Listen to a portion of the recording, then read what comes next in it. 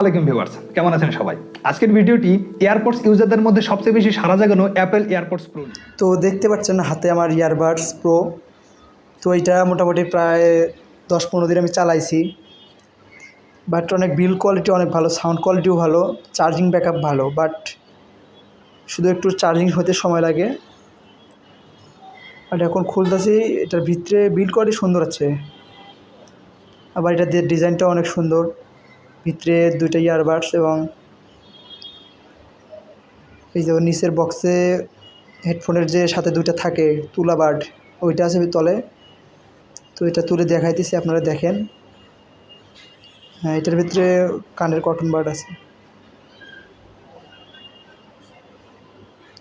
এই তো cotton bud.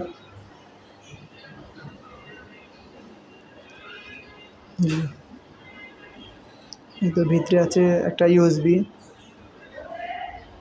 তো এইটা হলো USB port type C.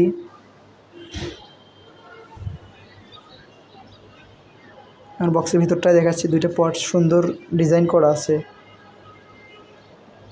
Sensor লাগানো আছে সাথে। এই তো সেন্সর ডানে হাতের নিচে যে লাঠিটা, ওইটাই সেন্সর।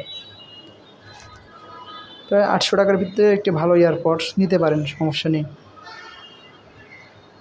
আর এই তো এই ভিডিওটা করতে একটু প্রবলেম হচ্ছে, নেটওয়ার্ক সমস্যা।